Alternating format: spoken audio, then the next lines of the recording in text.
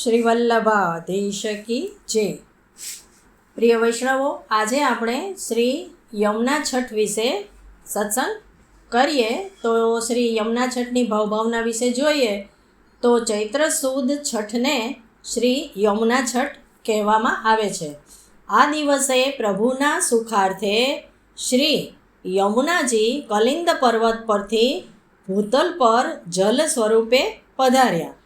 પ્રભુને જલવિહાર અને કિનારા પર હરિયાળી કુંજ નિકુંજો, ફૂલના ઉપવનો, પ્રભુની ગાયો માટે હરિયાળા ઘાસના મેદાનો, ગ્વાલ બાલોના સુખાર્થે વિશાળ છાયાવાળા ઘટાદાર વૃક્ષો, ફળના વૃક્ષો આદિ સૌને સુખપ્રદ આ સર્વે તૈયારીઓ સાજવા માટે શ્રી યમુનાજી પધાર્યા।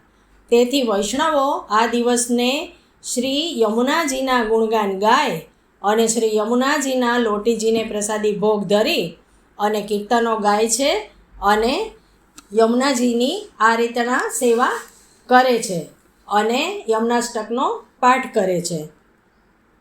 ચૈત્ર સુદ છઠ એટલે 24મી માર્ચે યમુના મહારાણીનો પ્રાગટ્ય મહોત્સવ છે।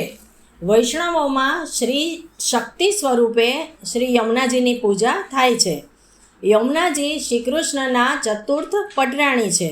ગોકુલમાં ઠકુરાણી ઘાટ ઉપર શ્રી યમુનાજી પ્રગટ્યા હતા અને મથુરામાં વિશ્રામ ઘાટ ખાતે આજે પણ બિરાજે છે। પુષ્ટિ માર્ગના જનક એટલે શ્રીજી બાવા એટલે શ્રી યમુનાજી ભગવાનને ભક્તો સાથે મેળાપ કરવા માટે યમુનાજીનું પ્રાગટ્ય થયું હતું। એટલે પુષ્ટિ માર્ગમાં શ્રીજી બાવાની સાથે વૈષ્ણવોનું મિલાપ કરાવવા માટે શ્રી યમુનાજીનું પ્રાગટ્ય થયું હતું અને વિવિધ હવેલીઓ ખાતે વિશેષ શણગારની સાથે શ્રી યમુનાજીના 41 પદોના ગાન થાય છે અને સેવા થાય છે અને યમુનાષ્ટકના પાઠ કરવામાં આવે છે। નદીને યમુના તરીકે હિન્દુ દેવીની પૂજા કરવામાં આવે છે। આપણામાં યમુનાજીને નદી કહેવામાં આવતા નથી, શ્રી યમુનાજી કહેવામાં આવે છે, જે મથુરા ગોકુળમાં વહે છે અને બિરાજે છે।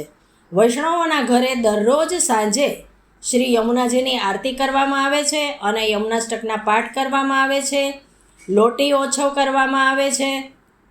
એટલે કે શ્રી યમુનાજીના જલનું પૂજન કરી યમુનાજીના ગુણગાન સાથે લોટીજીનું પૂજન કરવામાં આવે છે અને 108 લોટીની પૂજા થાય છે, જેને લોટી મહોત્સવ કહેવામાં આવે છે। તેમજ વૈષ્ણવોને પ્રસાદ લેવડાવવામાં આવે છે, પાતળ લેવડાવવામાં આવતી હોય છે। વૈષ્ણવોમાં શુભ પ્રસંગે શ્રી યમુનાજીના જલનો ઉપયોગ કરવામાં આવે છે અને આ રીતે યમુનાજીનું યમુના છઠ ઉજવવામાં આવે છે। અને વિશેષમાં જોઈએ તો આ દિવસે શ્રી ગુસાઈજીના છઠ્ઠા પુત્ર શ્રી યદુનાથજીનો પ્રાગટ્ય ઉત્સવ પણ છે। તેથી પ્રભુના વસ્ત્ર, શૃંગાર, ભોગ આદિ તે મુજબ આવે છે અને વધાઈના કીર્તનો ગાવામાં આવે છે અને આ રીતે ઉત્સવ ઉજવવામાં આવે છે। સર્વે વૈષ્ણવોને જય શ્રી કૃષ્ણ, તેમજ ખૂબ ખૂબ મંગલ વધાય। શ્રી યમુના છઠની ખૂબ ખૂબ મંગલ વધાય।